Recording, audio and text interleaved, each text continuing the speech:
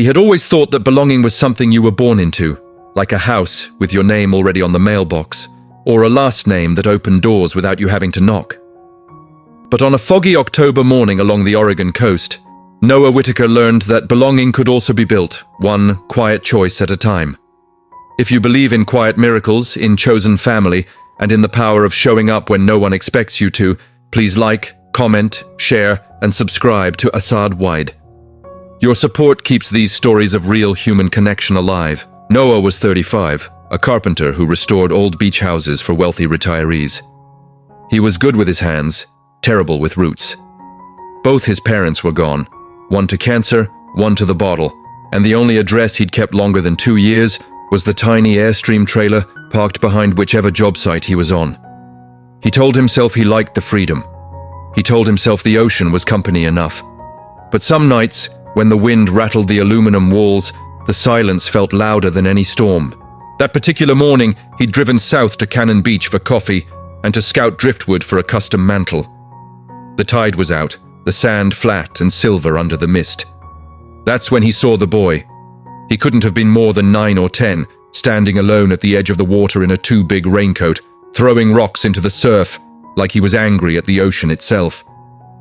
Every few throws he'd stop, wipe his face with his sleeve, and look back toward the empty parking lot as if waiting for someone who was never coming.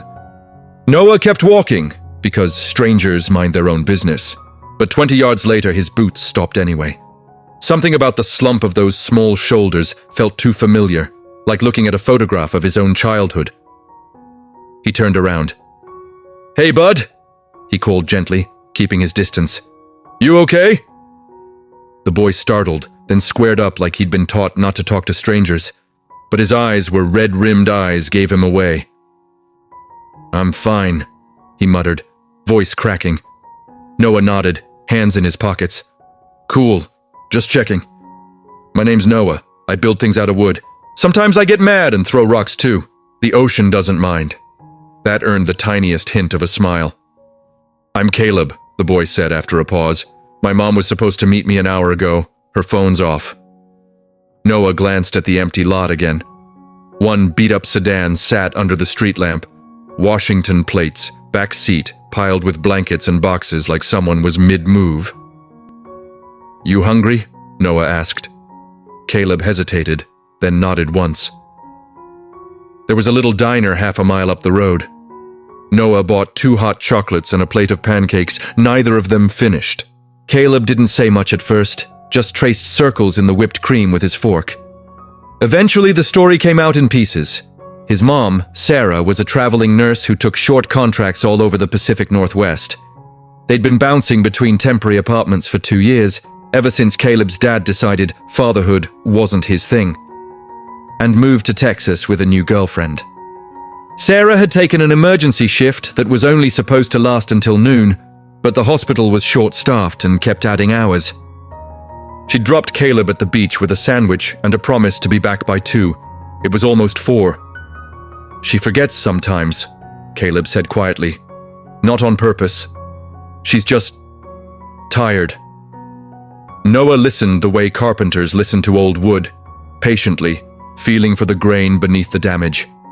When Sarah finally burst through the diner door 20 minutes later, hair escaping her ponytail, scrubs wrinkled, eyes wild with guilt, Noah understood immediately why Caleb never stayed mad at her for long.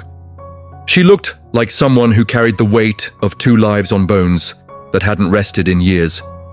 "I'm so sorry," she started, but Caleb was already off the stool and in her arms.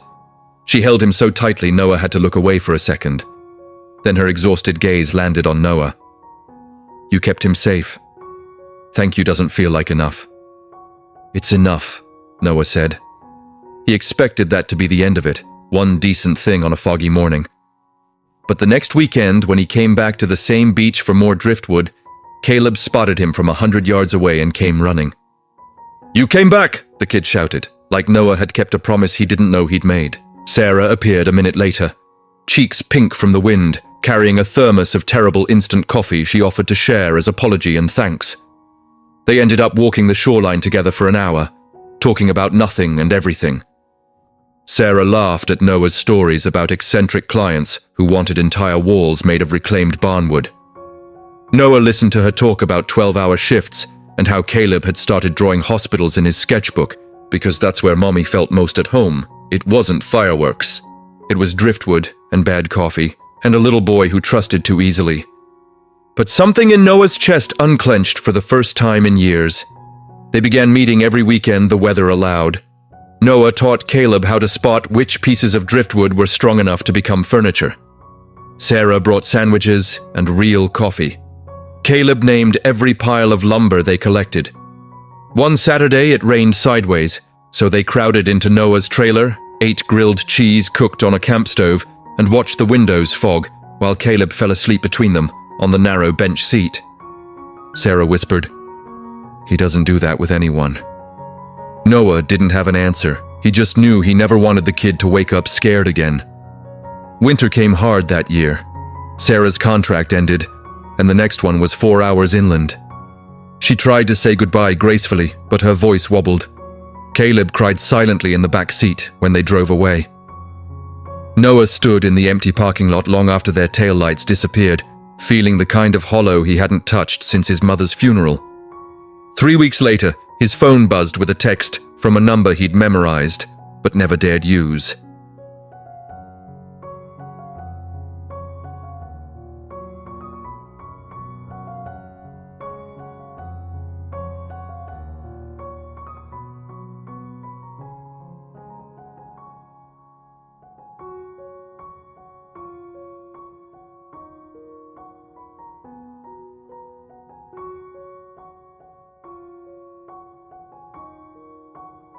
Noah didn't offer solutions right away. He just listened until her words ran out and her hands shook too hard to hold the mug. Then he said, "I know a house." It was a 1920s craftsman he'd been hired to restore, empty, bank-owned, waiting for new flooring and paint. The bank manager owed him a favor. Noah called it in. They moved in that night. Sarah kept saying, "This is temporary," like a prayer. Noah kept answering, "Stay as long as you need," like it was the simplest truth he'd ever known. Spring arrived with sawdust and possibility. Noah worked days on the house, evenings on making it theirs. Sarah picked up night shifts at the local clinic. Caleb went to school 2 blocks away and came home to the smell of fresh-cut pine and 2 adults who always noticed when he walked through the door. One June evening, after the last coat of paint dried and the porch swing was finally hung, the 3 of them sat on the front steps, eating popsicles and watching fireflies blink on like slow-motion stars. Caleb leaned against Noah's side and asked, "Are you going to stay this time?" Noah looked at Sarah. She was staring at him with eyes that had stopped bracing for loss. "Yeah, bud," Noah said, voice rough. "I'm staying." Sarah reached across Caleb and threaded her fingers through Noah's. No grand speeches, no violins, just 3 people on a porch that finally felt like home. If this story warmed even a small corner of your heart, please like, comment, share, and subscribe to Asad Yd. And if you believe that family isn't only where you're born, but where you're finally seen, type in the comments, "Home is built, not found." Because sometimes the people who need belonging most are the ones who teach us how to give it. And sometimes the loneliest hearts are just waiting for someone brave enough to leave the light on. Noah, Sarah, and Caleb still live in that little blue craftsman by the ocean. The driftwood mantle Noah built holds photographs now, of first days of school, of birthday cakes with too many candles, of quiet mornings when no one has to leave. They aren't perfect. Bills still come. Hearts still ache sometimes. But every evening, when the porch light flips on and 3 silhouettes wave at neighbors walking dogs, the house looks exactly like what it is. Proof that love doesn't always crash into us like a wave. Sometimes it arrives in fog, carrying a little boy's hope and a woman's last shred of trust, asking only one thing. Will you help us build something that lasts? And sometimes, against all our old stories about being too broken or too late, the answer is yes. Yes, and welcome home.